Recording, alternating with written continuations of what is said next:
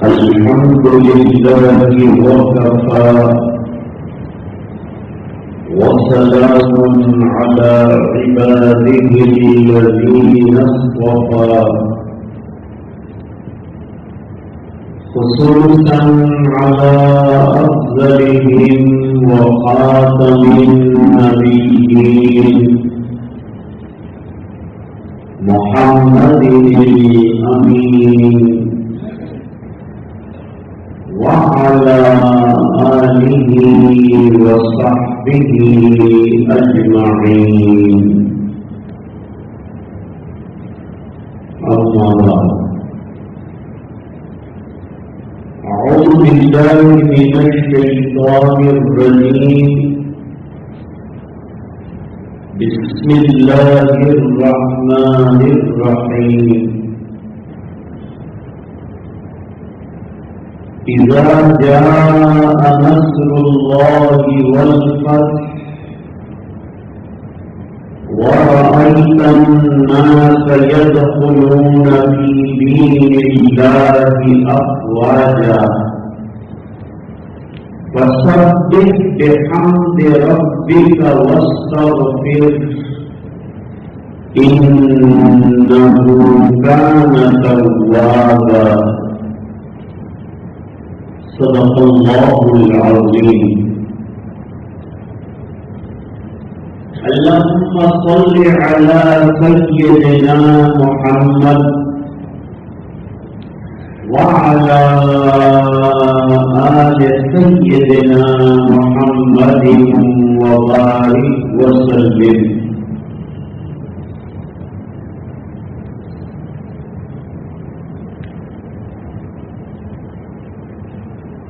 تیسویں پارے کی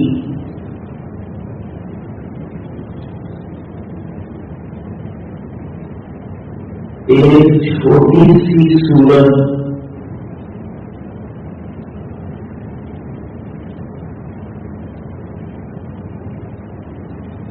جو سارے مفصل میں ہے اور اکثر مغرب کی نماز میں اور نوافل میں پڑھی جاتی وہ تلاوت کی.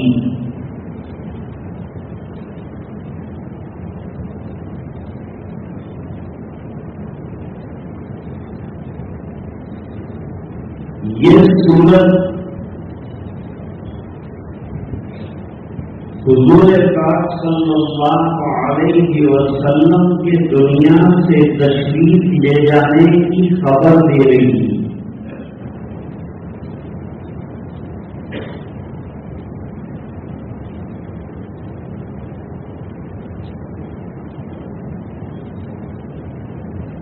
حضرت عمر رضی اللہ تعالیٰ عنہ کی شورا میں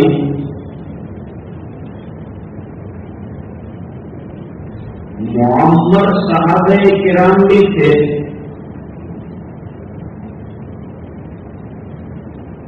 اور نوجوان صحابہ بھی تھے.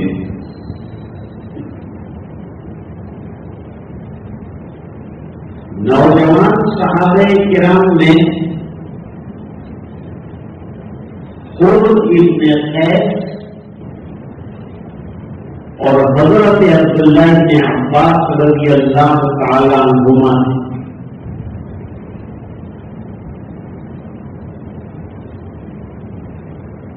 ان حضرات کو ان کی قرآن فہمی کی وجہ سے حضرت عمر رضی اللہ تعالی عنہ نے شورا میں مقام کیا.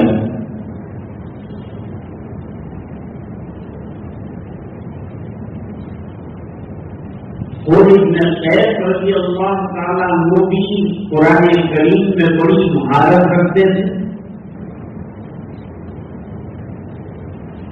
اور عبداللہ بن عباس رضی اللہ تعالیٰ عنہما کے لیے تو حضور پاک صلی اللہ علیہ وسلم نے خاص دعا فرمائی.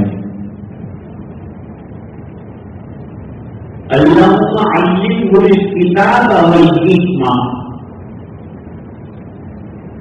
اللہ اس کو کتاب اللہ کا اور اس کے احکام کا علم ادا کرنا، یہ خصوصی دعا کی وجہ سے حضرت عبداللہ بن عباس رضی اللہ تعالی عنہما کو قرآن کریم میں خاص ملکہ حاصل تھا جو دوسروں کو نہیں۔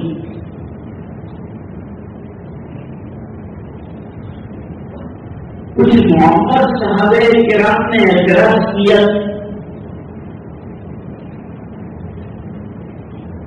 کہ آپ نے جن لوگوں کو شورا میں لیا ہے جو کم سن ہے، اتنی عمر کے تو ہمارے بچے ہیں اور آپ نے ہمارے ساتھ شورا میں ان کو لیا ہے۔ حضور نے حضرت عمر نے سن لیا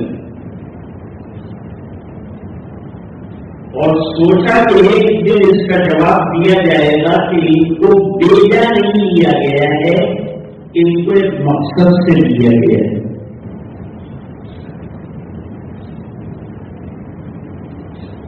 ایک دن حضرت عمر رضی اللہ تعالیٰ عنہ نے اچانک یہ سورت پڑھی، اذا جاء نصر اللہ والفتح وَرَأَيْتَ النَّاسَ يَدْخُلُونَ فِي دِينِ اللَّهِ أَفْوَاجًا فَسَبِّحْ بِحَمْدِ رَبِّكَ وَاسْتَغْفِرْهُ إِنَّهُ كَانَ تَوَّابًا۔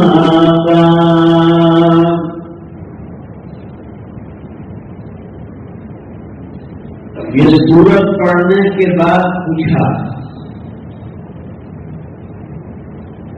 کہ بتاؤ صحابہ کرام،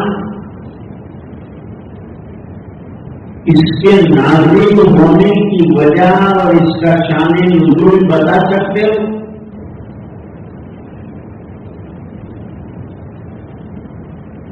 بعض صحابہ کرام نے کہا کہ اللہ کی نصرت کا وعدہ کیا گیا ہے،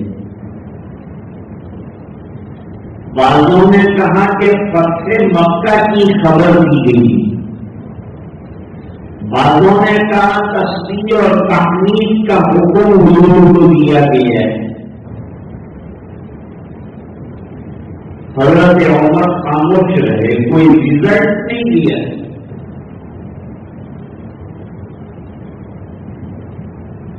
پھر حضرت عبداللہ بن عباس رضی اللہ تعالی عنہما سے پوچھا، آپ بتا سکتے ہو اس کا شان نزول کیا ہے؟ تو حضرت عبداللہ بن عباس رضی اللہ تعالی عنہما نے فرمایا، اس میں حضور کی وفات کی خبر دی گئی۔ قرآن کریم کا علم بڑا نہیں، اس کی تعلیمات اعلیٰ درجے کی تعلیمات، اس کا فہم بہت بڑی چیز ہے، جسے چاہتے ہیں اللہ تعالیٰ عطا فرما دیں گے۔ یؤتی الحکمۃ من یشاء، تو حضرت عمر رضی اللہ تعالیٰ عنہ نے فرمایا تو میں بالکل صحیح کہا، میں بھی یہی شان نزول سمجھتا ہوں۔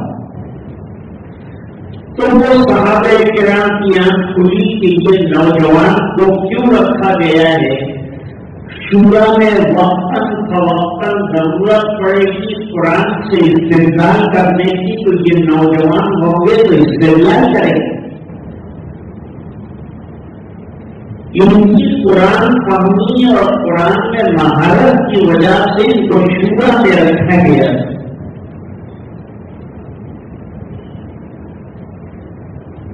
آیت میں آگے چل کر اللہ تعالیٰ فرماتے ہیں سورت میں، فَسَبِّحْ بِحَمْدِ رَبِّكَ، جب مکہ بھی فتح ہو جائے، آپ کا مشن بھی ختم ہو جائے، تو اب آپ کا دنیا سے جانے کا وقت آیا، لہذا تسبیح میں، تحمید میں، استغفار میں اضافہ کر دیجیے. خوب کثرت سے اللہ کا ذکر کیجیے. بس اس وقت سے حضور پاک صلی اللہ علیہ وسلم پہلے ہی آپ استغفار کثرت سے کرتے تھے، اب استغفار کے اندر اور بھی زیادہ اضافہ کروا دیا ہے. اٹھتے بیٹھتے نمازوں میں، رکوع میں، سجدے میں سبحان اللہ و بحمدہ، سبحانک اللہم، اللہم لک الحمد واغفر لی، اللہم اغفر لی. یہ وظیفہ حضور نے شروع کر دیا جس کے اندر تسبیح بھی ہے، تحمید بھی ہے، مغفرت کی دعا بھی. اس امت کا لقب حمادون ہے. حمادون کے معنی کثرت سے اللہ کی حمد کرنے والے، اللہ کی تعریف کرنے والے. یہ اس امت کی خصوصیات میں سے ہے. اس لیے قرآن کریم بھی شروع ہوا تو الحمدللہ رب العالمین. بیان شروع ہوتا ہے تو بھی الحمدللہ رب العالمین. خطبہ شروع ہوتا ہے تو بھی الحمدللہ رب العالمین. اور ختم ہوتا ہے جب بھی وآخر دعوانا الحمدللہ رب العالمین. حمد یہ خصوصیات میں سے ہے اس امت. حمد کے معنی اللہ کی تعریف بیان کرنا، یہ بھی وظیفہ ہے. جیسے سبحان اللہ وظیفہ ہے، الحمدللہ وظیفہ ہے، اللہ اکبر وظیفہ ہے، استغفر اللہ وظیفہ ہے. یہ وظائف کو زندگی میں جاری رکھنا اور اٹھتے بیٹھتے پڑھتے رہنا چاہیے. اپنی زبان کو اللہ کی یاد سے تر و تازہ رکھنا چاہیے. اب آئیے دو تسبیحات کے بارے میں بات کرتے ہیں. وہ تسبیح کو لوگ ایک ہی سمجھتے ہیں، حالانکہ یہ دو الگ الگ تسبیح ہیں اور دونوں کے واقعات بھی حدیث شریف میں الگ الگ بیان فرمائے ہیں. ایک تسبیح کا نام ہے تسبیح الفقراء اور ایک تسبیح کا نام ہے تسبیح فاطمی.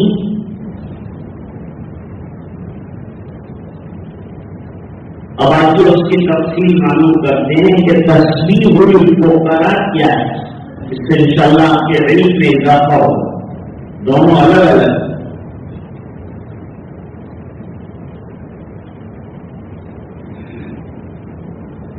صحابہ کرام میں دو طبقے ہیں. ایک طبقہ غریب صحابہ کرام کا تھا، وہ بھی بڑا عبادت گزار تھا. ذکر کا، اوراد کا، نمازوں کا، تلاوت کا، عبادت کا بڑا پابند. صحابہ کرام سبھی پابند، منافقوں کو چھوڑ کر بڑے پابند.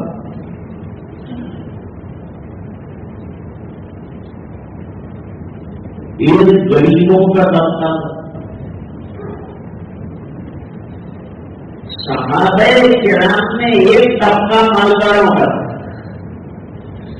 جیسے عبد الرحمن ابن عوف مالدار تھے، ابو طلحہ انصاری مالدار تھے، حضرت عثمان غنی رضی اللہ تعالیٰ عنہ مالدار تھے.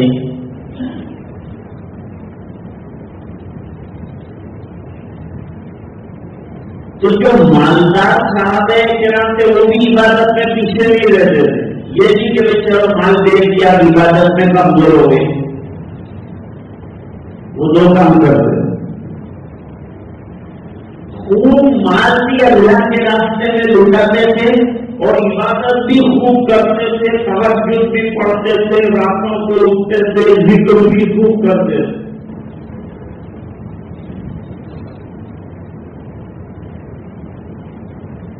اب یہ تقسیم تو اللہ کی طرف سے ہے. اللہ کسی کو مال دیتے ہیں, کسی کو غربت دیتے ہیں, سب میں حکمت ہے, مصلحت ہے اللہ تعالیٰ کی.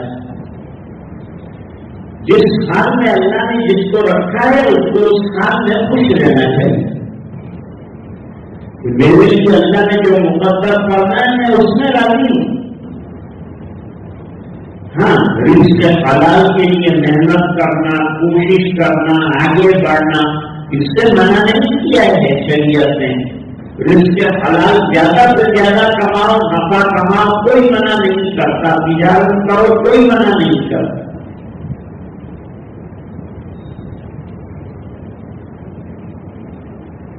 اب مالدار صحابہ کرام ایک طرف عبادت کرتے, دوسری طرف مال لٹاتے, تو آگے بڑھ گئے. درجوں کے اندر وہ آگے بڑھ گئے. تو غریب صحابہ کرام بیچارے پریشان ہوئے. مالداری اور غربت تو تیری طرف سے ہے, ہم لوگ پیچھے نہیں رہنا چاہتے ہیں, لیکن مال نہیں ہے ہمارے پاس, تو ہم مال نہیں خرچ کر سکتے تو کیا کریں؟ چلو سرکار کے پاس چلے, تو مسئلے کا حل نکالیں. گئے حضور پاک صلی اللہ علیہ وسلم کے پاس.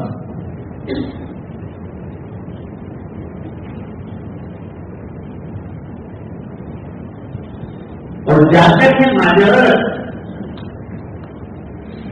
کہ اللہ کے رسول, ہم بھی عبادت میں پیچھے نہیں رہنا چاہتے ہیں اور اللہ کے درجات میں بھی پیچھے نہیں رہنا چاہتے ہیں, لیکن کیا کریں؟ قدرتی تقسیم یہ ہے کہ وہ لوگ مال خرچ کرتے ہیں, ہم کر نہیں سکتے ہیں.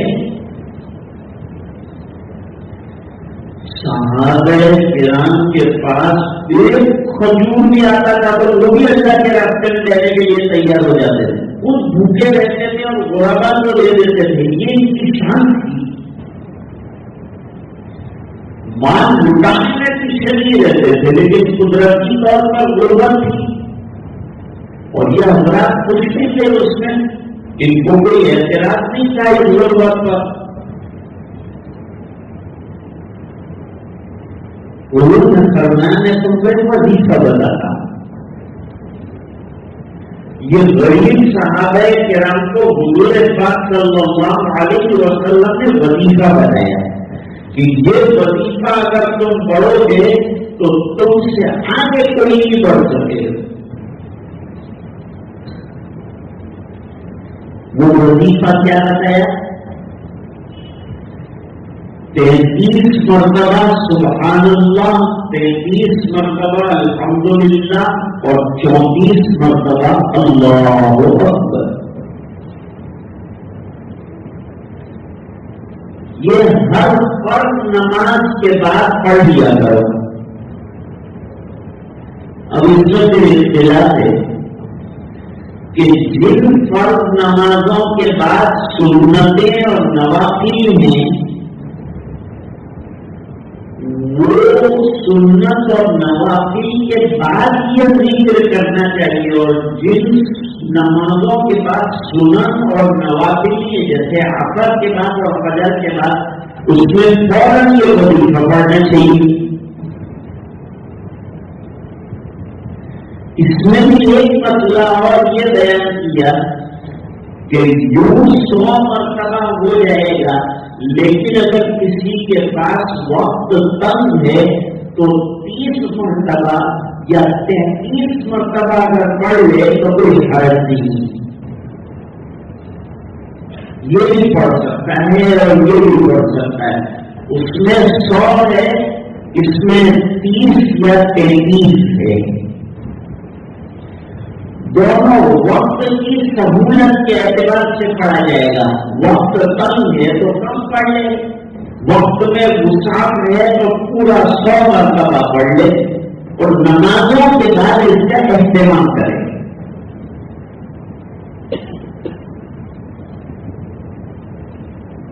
جن نمازوں کے بعد سنن اور نوافل ہیں اس میں پہلے سنن اور نوافل پڑھے اور اس کے بعد یہ تسبیحات پڑھے, اور جن میں سنن اور نوافل نہیں ہیں ان میں فوراً جو ہے نماز سے فراغت کے بعد یہ تسبیحات پڑھ لیں. اس کو تسبیح الفقراء کہتے ہیں.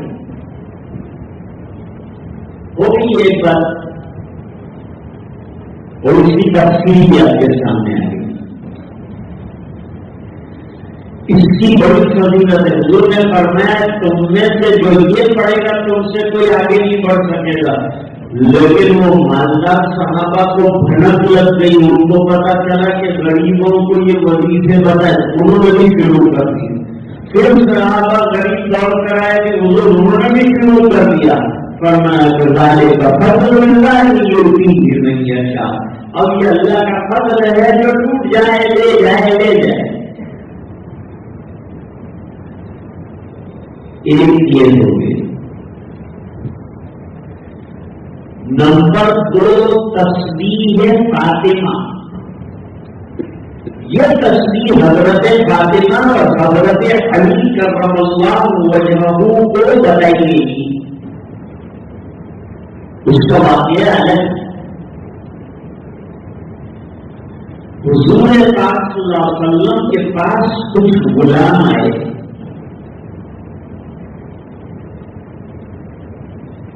حضرت علی رضی اللہ تعالیٰ عنہ کو پتا چلا کہ کچھ غلام آئے ہیں اور فاطمہ گھر میں بڑا کام کرتی, اور حضور نے کبھی حضرت علی کو ٹوکا نہیں کہ میری بیٹی سے اتنا کام کیوں لیتے ہو, کیونکہ بیوی گھر میں کام کرنے کے لیے تو ہوتی ہے, وہ اس کے مزاج اور شوق سے کام کرے. حضرت فاطمہ اپنے شوق سے گھر کا کام کرتی تھی. اب تو شادی میں پہلے سے طے کرتے ہیں کہ ہماری چھوٹی کام نہیں کرے, تمہاری روٹیاں اور روٹیاں اور یہ گھر کی جھاڑیوں میں نوکرانی بنا کے تم نہیں لے جاتا. تو بات صحیح بھی. اس کے لیے اتنا انتظام جو ہے ملازمہ کا کرنا بھی چاہیے تاکہ اس کو آرام دے. اس کا کام شوہر کی ذمہ داری ہے, دوسرے سب کی ذمہ داری نہیں ہے. لیکن ہمارا جو گھر گرہستی اور سنسار کا نظام ہے اس میں سب مل کر رہتے ہیں, اور بہویں جو ہے وہ ساس کا اور اسر کو بات سمجھ کر ان کی خدمت انجام دینے کو اپنے لیے جنت کا دروازہ سمجھتی ہیں, اور دعاؤں کا دروازہ سمجھتی ہیں کہ چلو کام کریں گی تو دعائیں ملیں گی. یہ دونوں حضرات دعا دیں گے. یہ ہمارے دوسرے ماں باپ ہیں, وہ ایک ماں باپ چھوڑ کر آئے, یہ دوسرے ماں باپ. حضرت فاطمہ رضی اللہ تعالیٰ عنہ چمکی پیستی کی ہاتھ میں گٹھے پڑ گئے, اور اس زمانے میں یہ جو گھڑگھڑیاں بٹن دبایا اور آٹا نکل گیا, اس زمانے میں وہ گھماتے گھماتے پسینہ نکل جاتا تھا. تب جا کر کے وہ گیہوں پیستے تھے اور وہ بلیا پیستا تھا, اور وہ بھی اتنا شاندار اور باریک نہیں پیستا تھا اس زمانے میں. چھنے ہوئے آٹے کی تو حضور نے پوری زندگی میں روٹی نہیں کھائی.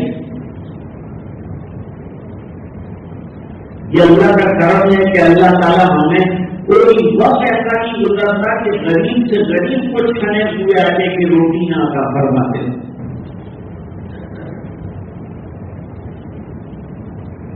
فقیر بھی مانگ رہا تھا کہ اللہ کے نام پر مجھے جو ہے گیس دے دو.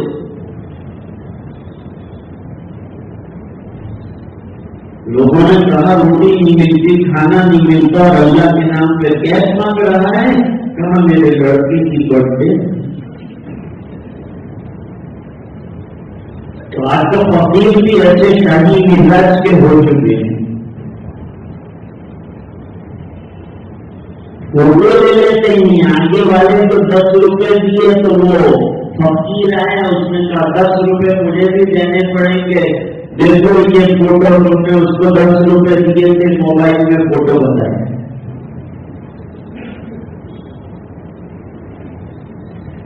تو حضرت فاطمہ چکی پیستی ہیں اور دور سے جو ہے پانی کی بڑی تکلیف تھی مدینہ منورہ کے اندر۔ حضرت عثمان غنی رضی اللہ تعالیٰ عنہ نے پانی کے لیے اتنا خرید کر پوری جماعت مسلمین کے لیے وقف کیا تھا، انصار اور مہاجرین کے لیے، اور بڑا خرچہ اس کے اوپر حضرت عثمان رضی اللہ تعالیٰ عنہ نے کیا تھا، اور حضور پاک صلی اللہ علیہ وسلم کی دعائیں حاصل کی۔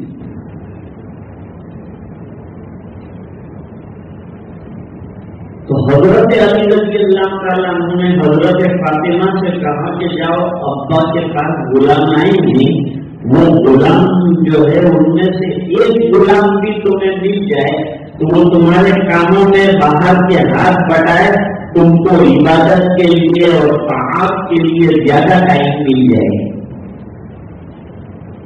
وقت زیادہ عبادت کے لیے ملے گا، ابھی کام کے اندر وقت زیادہ لگ جاتا ہے۔ تو حضرت فاطمہ رضی اللہ تعالیٰ عنہ نبی کریم صلی اللہ علیہ وسلم کی خدمت میں پہنچی، لیکن وہاں صحابہ کرام اور لوگ بھی تھے، اس لیے خاموش رہی اور خاموشی سے واپس چلی آئی، سمجھ گئے حضور کہ کوئی مسئلہ ہے اس لیے آئی ہوں۔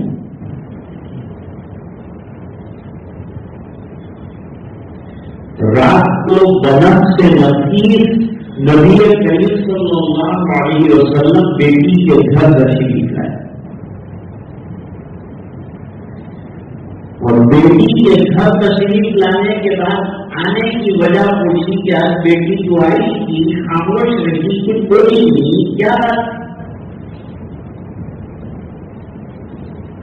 پھر بھی حضرت فاطمہ خاموش رہی۔ حضرت علی بولے کہ حضور میں نے اس کو بھیجا، آپ کی خدمت سے میں نے اس کو بھیجا، کیا بات تھی علی؟ آپ کے پاس 2-3 غلام آئے تھے تو میں نے چاہا کہ ایک غلام فاطمہ کو مل جائے جو گھر کے کاموں کے اندر ہاتھ بٹائے اور مددگار بن جائے تو اس کو سہولت ہو جائے گی۔ حضور پاک صلی اللہ علیہ وسلم نے فرمایا کہ جو 2 غلام آئے ہیں وہ بدر میں فلاں صحابی جو شہید ہوئے تھے ان کے بچوں کو میں دینے کے لیے سوچ رہا ہوں، اس لیے غلام تو تم کو نہیں دے سکتا، البتہ بیٹی تم کو میں تھکان دور کرنے کا ایک طریقہ اور ایک علاج بتاتا ہوں، وہ استعمال کرو۔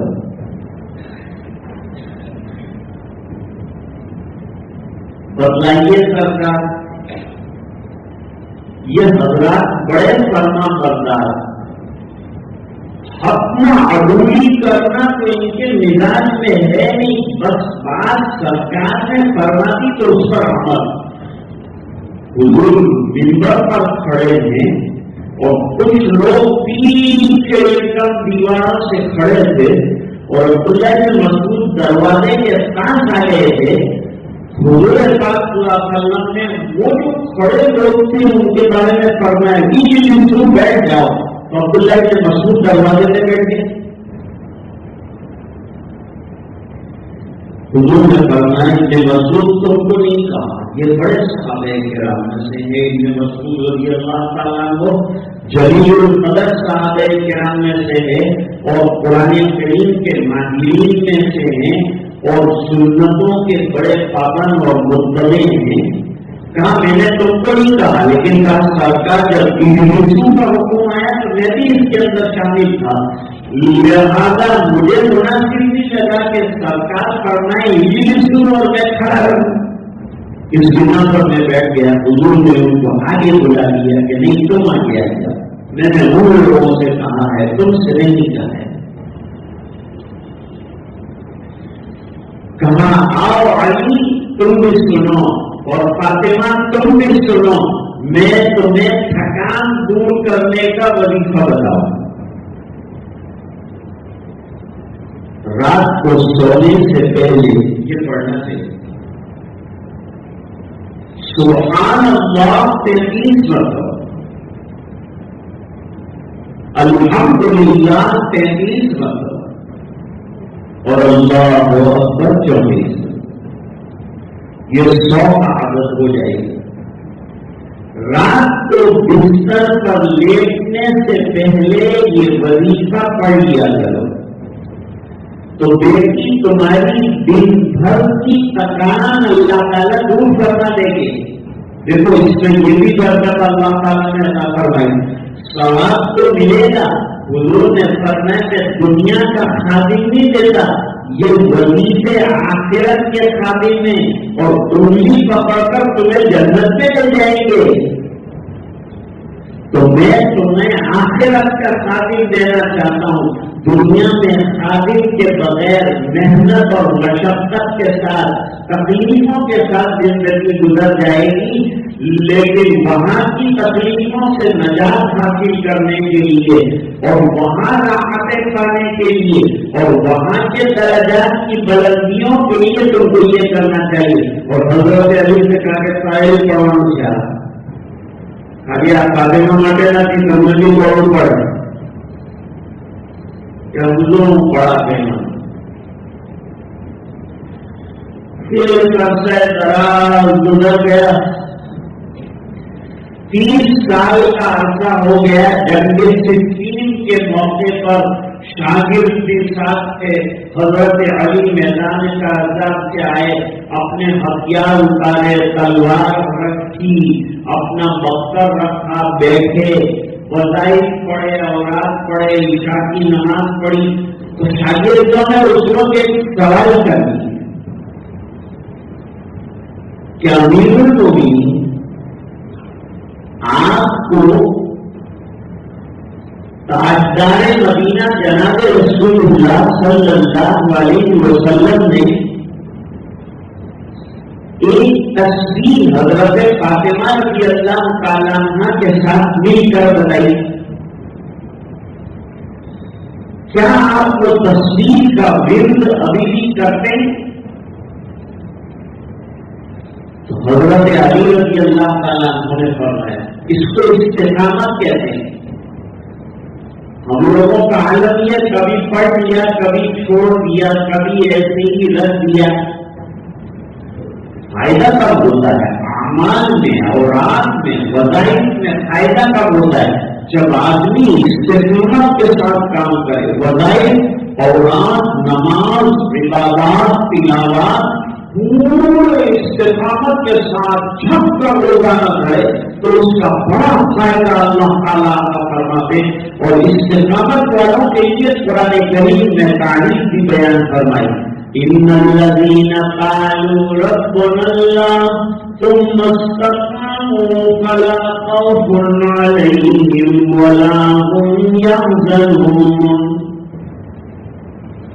دوسری جگہ استقامت کی اور تعریف عطا فرمائی، اور حدیث شریف میں نبی کریم صلی اللہ علیہ وسلم نے فرمایا خیر العمل ما دیم علیہ، بہترین عمل وہ ہے جس کے اندر آدمی مداومت کرے، ایک دن پکڑا دوسرے دن چھوڑا، یہ نہیں۔ حضور پاک صلی اللہ علیہ وسلم نے حضرت عبداللہ بن عمرو بن عاص رضی اللہ تعالیٰ عنہما سے فرمایا یا عبداللہ لا تکن مثل فلان، اے عبداللہ فلان آدمی کی طرح مت ہونا، وہ پہلے تہجد میں اٹھا کرتا تھا پھر بعد میں اس نے چھوڑ دیا، آخری وقت میں تو آخری وقت میں چند رکعتوں کے لیے تہجد میں اٹھا کرو اور اوراد وظائف پڑھا کرو، روزانہ تلاوت کا معمول بنا لو۔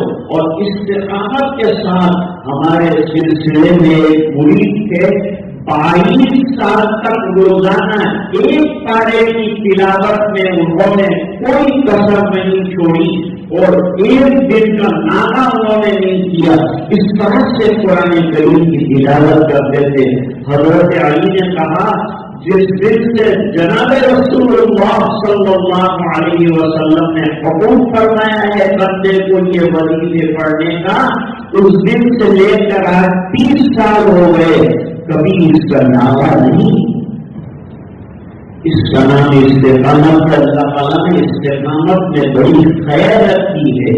تو اوراد اور وظائف نمازوں کے بعد پڑھنے کا اہتمام کرنا چاہیے، سونے سے پہلے بھی اہتمام کرنا چاہیے. انشاءاللہ دن بھر کی تھکان اللہ تعالیٰ دور فرما دیں گے، اور جو ثواب اور اجر عطا فرمائیں گے اس کا تو پوچھنا ہی کیا.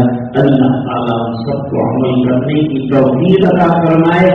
وآخر دعوانا ان الحمد للہ رب العالمین.